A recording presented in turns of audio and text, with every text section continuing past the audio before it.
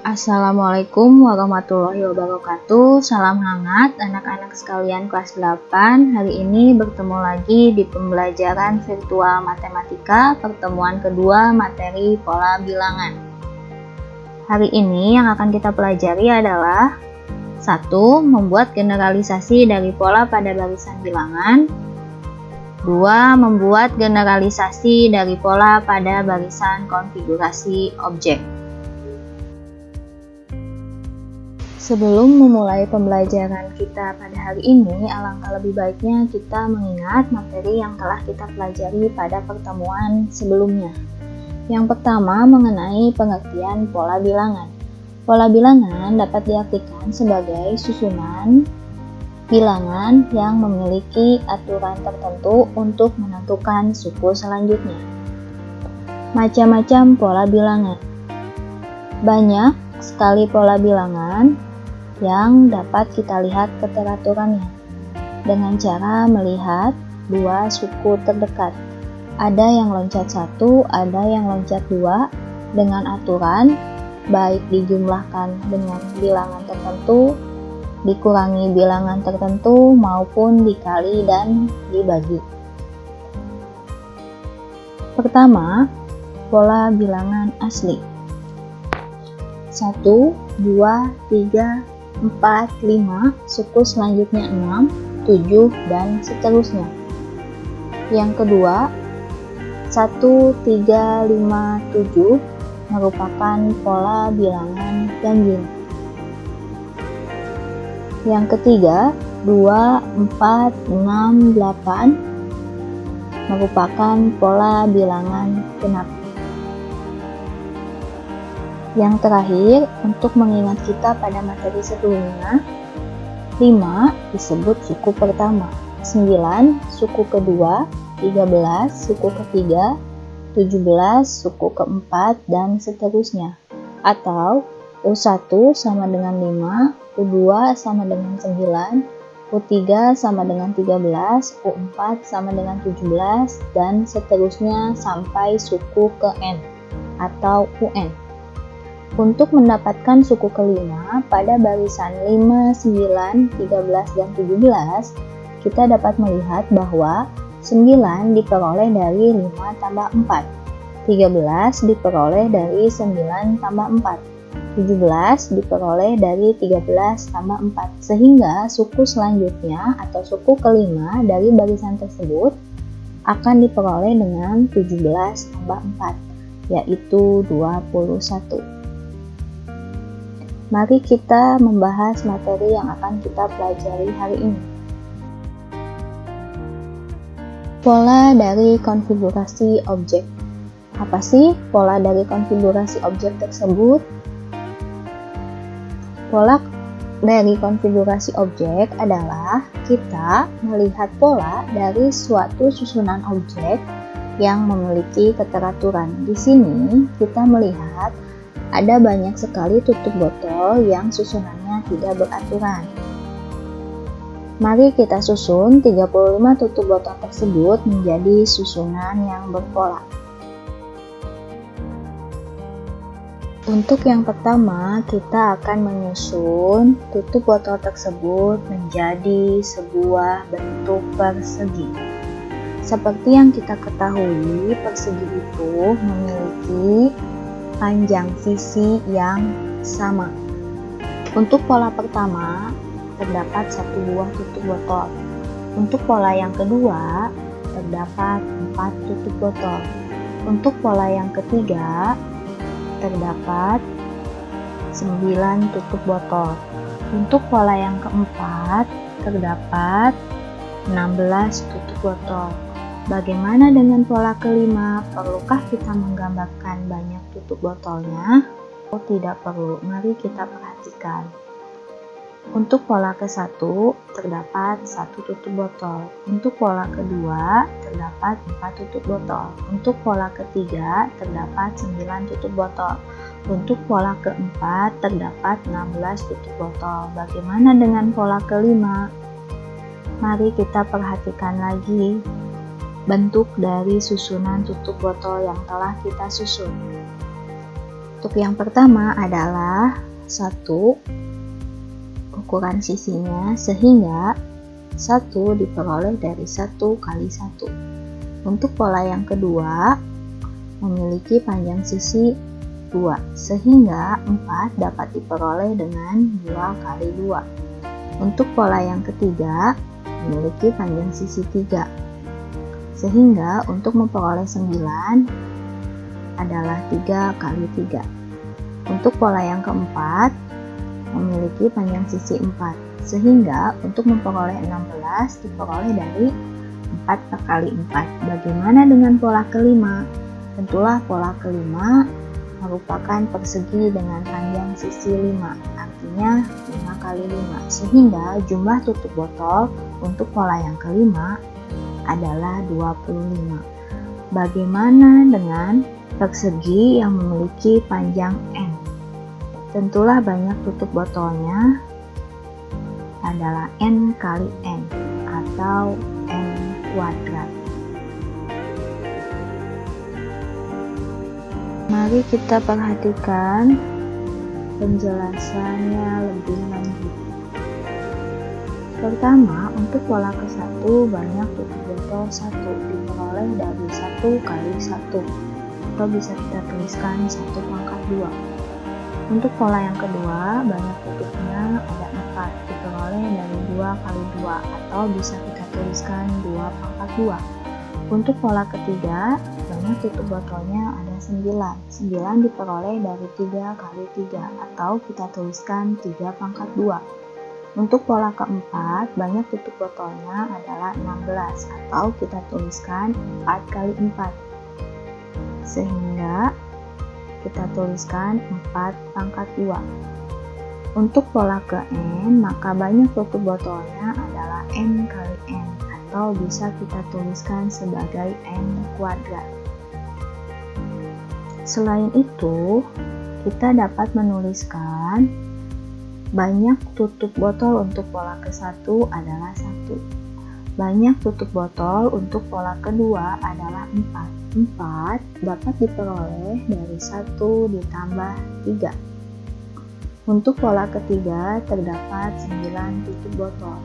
9 dapat kita peroleh dengan 1 tambah 3 tambah 5. Untuk pola keempat, banyak tutup botol adalah 16. 16 diperoleh dari 1 tambah 3 tambah 5 tambah 7. Dari hal tersebut, apa yang dapat kita simpulkan? Ternyata, banyaknya tutup botol untuk pola persegi merupakan penjumlahan dari bilangan ganjil yang berurutan. Seperti yang kita lihat, untuk pola ke-1 adalah 1 bilangan ganjil. Untuk pola kedua adalah jumlah dari 2 bilangan ganjil. Untuk pola yang ketiga adalah jumlah dari 3 bilangan ganjil. Untuk pola yang keempat adalah jumlah dari 4 bilangan ganjil, yaitu 1 tambah 3 tambah 5 tambah 7. Sehingga untuk pola ke N merupakan jumlah dari bilangan ganjil yang berurutan. Sehingga dapat kita simpulkan bahwa pola untuk bilangan persegi, rumus suku ke N-nya adalah UN sama dengan N pangkat 2. Sebelum kita melanjutkan ke materi selanjutnya, alangkah lebih baiknya kita berlatih. Pertama, tentukan suku ke-20 pada pola bilangan persegi. Yang kedua, tentukan jumlah 15 bilangan ganjil pertama. Jawaban pertama. Suku ke-20 artinya 20 bilangan persegi. Sehingga UN sama dengan N pangkat 2. U20 sama dengan 20 pangkat 2. U20 sama dengan 400. Sehingga suku ke-20 pada bilangan persegi adalah 400. Jawaban kedua. Jumlah 15 bilangan ganjil pertama 1 tambah 3 tambah 5 tambah 7 tambah 9 dan seterusnya sampai bilangannya ada 15, kita jumlahkan akan menghasilkan 225. Merepotkan bukan? Adakah cara lainnya? Tentu ada. Seperti yang kita ketahui, jumlah 15 bilangan ganjil pertama sama dengan suku ke-20 pada bilangan segi. Sehingga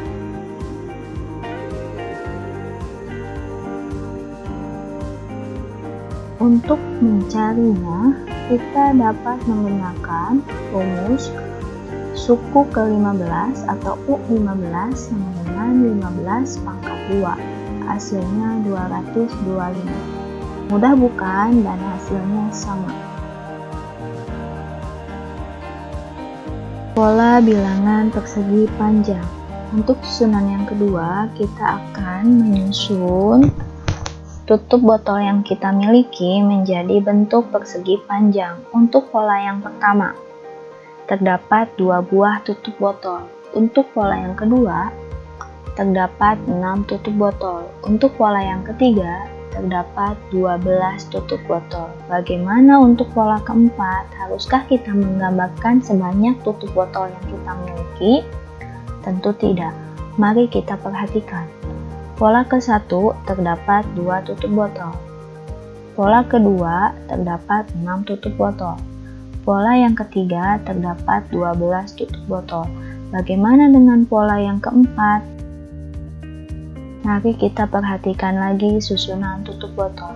Tutup botol pada pola pertama memiliki ukuran sisi 1 dan 2. Sehingga 2 dapat diperoleh dari 1 kali 2. Untuk pola yang kedua memiliki ukuran panjang sisi 2 dan 3. Sehingga 6 dapat diperoleh dengan 2 kali 3. Untuk pola yang ketiga memiliki ukuran sisi 3 dan 4. Sehingga 12 diperoleh dari 3 kali 4. Bagaimana dengan pola yang keempat? Mari kita perhatikan lagi. Pola ke-1 dihasilkan dari 1 kali 2. Pola yang kedua dihasilkan dari 2 kali 3. Pola yang ketiga dihasilkan dari 3 kali 4. Berarti pola keempat tentulah diperoleh dari 4 kali 5. Yang artinya terdapat 20 tutup botol untuk pola keempat. Bagaimana untuk ukuran sisi persegi panjang yang tidak kita ketahui? Mari kita lihat. U1 atau pola ke-1 adalah 1 kali 2. U2, 2 kali 3. U3, 3 kali 4. U4, 4 kali 5. Berarti UN sama dengan N kali N tambah 1. Karena tadi dapat kita lihat 4 kali 5. Selisih 5 dengan 4 adalah 1. Sehingga rumus untuk suku ke N-nya adalah N dikali N tambah 1. Mari kita lihat penjelasannya lebih jelas. Pola ke-1 banyak tutup botolnya 2, diperoleh dari 1 kali 2. Pola kedua banyak tutup botolnya 6, diperoleh dari 2 kali 3. Pola ketiga, banyak tutup botolnya 12, diperoleh dari 3 kali 4. Pola keempat, banyak tutup botolnya 20, diperoleh dari 4 kali 5. Sehingga untuk pola ke N, banyak tutup botolnya adalah N kali N tambah 1. Selain itu, bisa kita perhatikan bahwa untuk pola ke-1 terdapat 2 tutup botol. Untuk pola yang kedua terdapat 6 tutup botol. 6 dapat diperoleh dengan 2 tambah 4. Pola yang ketiga terdapat 12 tutup botol, diperoleh dari 2 tambah 4 tambah 6. Sementara untuk pola keempat banyak tutup botolnya 20, diperoleh dari 2 tambah 4 tambah 6 tambah 8. Jika kamu perhatikan, 2, 4, 6, dan 8 merupakan 4 buah bilangan genap yang berurutan. 2, 4, dan 6 merupakan 3 bilangan genap yang berurutan. 2 dan 4 merupakan 2 bilangan genap yang berurutan. Sehingga dapat kita simpulkan bahwa banyaknya pola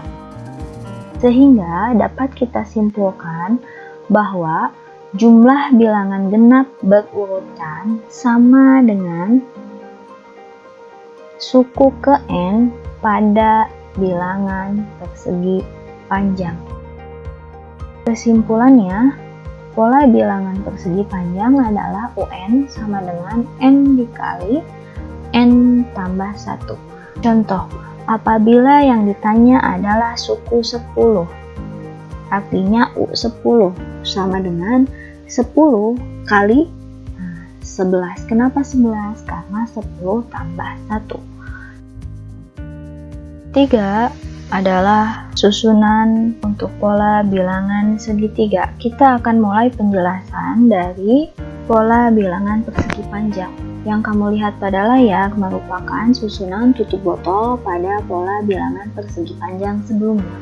Bagaimana kita merubah susunan persegi panjang menjadi sebuah segitiga? Kita akan membagi 2 setiap persegi panjang yang ada. Sehingga susunan tutup botol yang kita miliki menjadi seperti gambar berikut ini. Untuk pola yang ke-1, terdapat 1 buah tutup botol, diperoleh dari setengah kali 2, karena tadi asalnya terdapat 2 buah tutup botol. Untuk pola yang kedua, terdapat 3 tutup botol, diperoleh dari manakah angka 3? Diperoleh dari setengah dikali 6 tutup botol. Untuk pola yang ketiga, terdapat 6 tutup botol. 6 diperoleh dari setengah kali 12, sehingga rumus suku ke N untuk pola bilangan segitiga diperoleh dari setengah kali N tambah 1, atau setengah dari rumus suku ke N pada bilangan persegi panjang. Mari kita perhatikan penjelasannya lebih lanjut.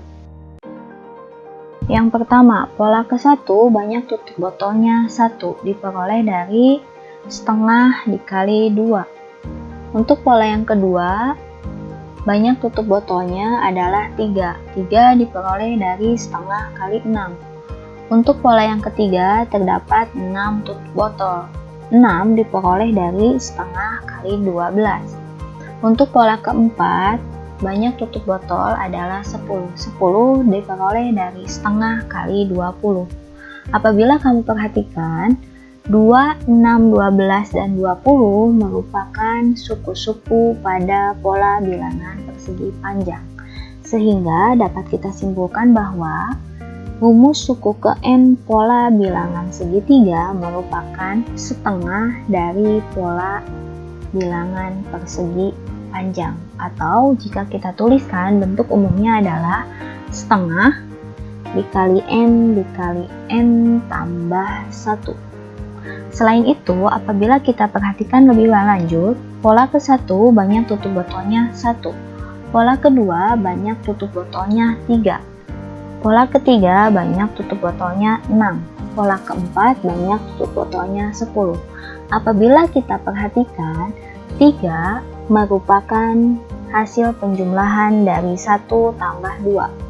6 merupakan hasil penjumlahan 1 tambah 2 tambah 3. 10 merupakan penjumlahan dari 1 tambah 2 tambah 3 tambah 4. Di mana 1, 2, 3, dan 4 merupakan susunan bilangan asli berurutan.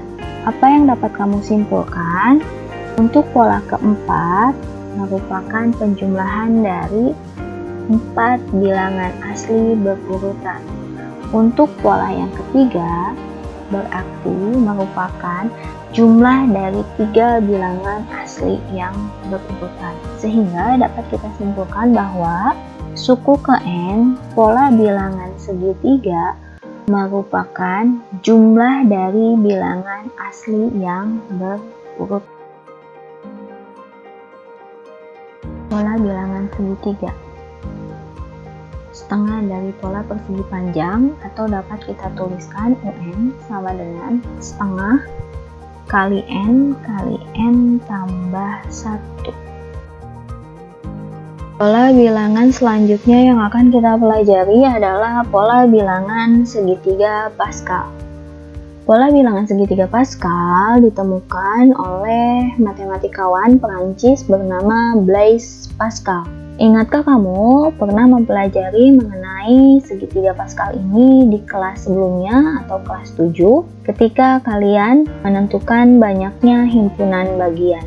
Mari kita ingat kembali keistimewaannya. Baris pertama disusun oleh bilangan 1.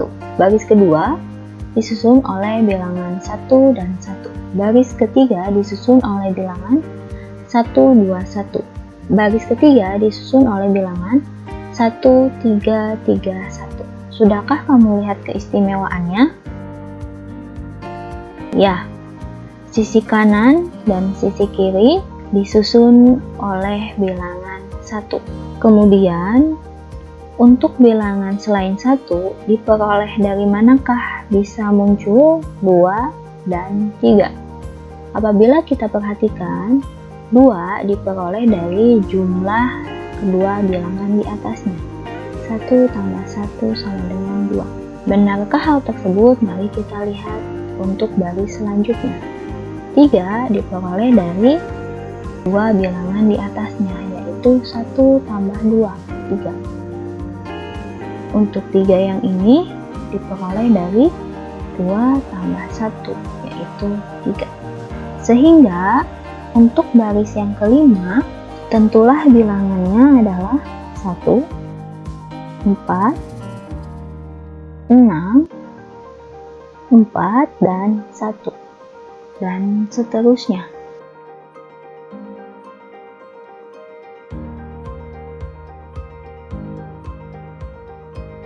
Satu disebut baris ke-1, 1, 1, baris kedua, 1, 2, 1, baris ketiga, 1, 3, 3, 1, baris keempat, 1, 4, 6, 4, 1, baris kelima.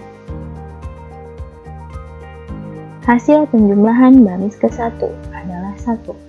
Hasil penjumlahan baris kedua adalah 2. Hasil penjumlahan baris ketiga adalah 4. Hasil penjumlahan baris keempat adalah 8. Hasil penjumlahan baris kelima adalah 16. Mari kita perhatikan penjelasannya lebih lanjut.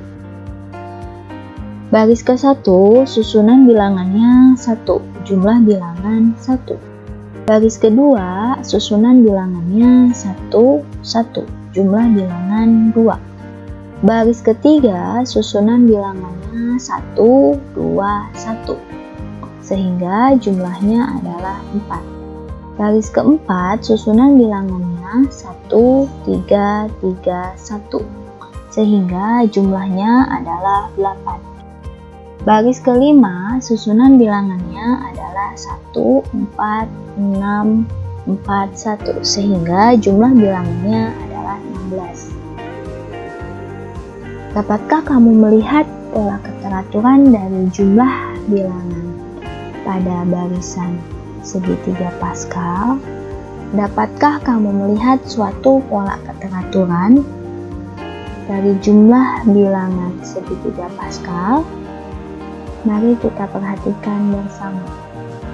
16 dapat kita tuliskan sebagai 2 pangkat 4. 8 bisa kita tuliskan sebagai 2 pangkat 3.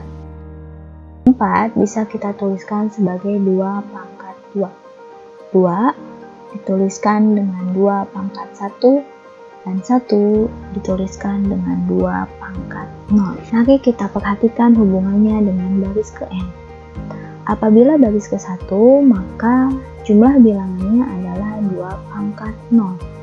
Untuk baris yang kedua, jumlah bilangannya adalah 2 pangkat 1. Untuk baris yang ketiga, jumlah bilangannya adalah 2 pangkat 2. Untuk baris keempat, jumlah bilangannya adalah 2 pangkat 3. Untuk baris kelima, jumlah bilangannya adalah 2 pangkat 4. Perhatikan, baris ke-1, 2 pangkat 0. Baris kedua, 2 pangkat 1. Sehingga, untuk baris ke-n, jumlah bilangannya adalah 2 pangkat n-1. Sehingga, apabila kita simpulkan, jumlah bilangan baris ke-n segi 3 Paskal adalah UN sama dengan 2 pangkat n dikurangi 1. Barisan terakhir yang harus kita pelajari adalah barisan Fibonacci. Berikut ini merupakan 2 buah contoh barisan Fibonacci. 1, 1, 2, 3, 5, 8 merupakan suatu barisan Fibonacci. Dapatkah kamu menentukan suku ketujuh dari barisan ini? Sudahkah kamu melihat suatu pola keteraturannya? Jika belum, berikut ini adalah contoh barisan kedua. 1, 3, 4, 7, 11, dan 18. Berapakah suku ketujuh dari barisan Fibonacci ini? Dapatkah kamu melihat suatu pola keteraturannya? Jika belum, mari perhatikan penjelasan berikut. 1 tambah 1 adalah 2. 1 tambah 2 adalah 3. 2 tambah 3 adalah 5. 5 tambah 3 adalah 8. Dan 8 tambah 5 adalah 13. Sehingga suku ketujuh dari barisan yang pertama adalah 13. Mari kita perhatikan untuk barisan Fibonacci kedua. 1 tambah 3 adalah 4. 3 tambah 4 adalah 7. 7 tambah 4 adalah 11. 11 tambah 7 adalah 18. Sehingga untuk suku ketujuh diperoleh dari 11 tambah 18. Jawabannya 29. Apa yang dapat kamu simpulkan dari kedua contoh berikut? Suku berikutnya pada barisan bilangan Fibonacci diperoleh dengan menjumlahkan 2 suku di depannya. Cobalah kamu berlatih untuk soal berikut ini. 3, 6, suku selanjutnya diperoleh dari 3 tambah 6, yaitu 9. Suku selanjutnya diperoleh dari 6 tambah 9, yaitu 15, dan seterusnya. Sekian pembelajaran kita hari ini. Untuk meningkatkan daya ingat kalian dapat melakukan 1. Catat materi yang penting dari pembelajaran hari ini. 2. Kerjakan tugas berikut ini. Pertama, pilihlah tanda panah yang sesuai dari kotak biru ke kotak hijau. Terdapat 7 buah kotak biru dan 4 buah kotak hijau. Jawaban dari soal ini akan diberi nilai 70. Untuk soal berikutnya, jawablah pertanyaan di bawah ini. A. Tentukan suku ke-19 pada pola bilangan persegi panjang. B.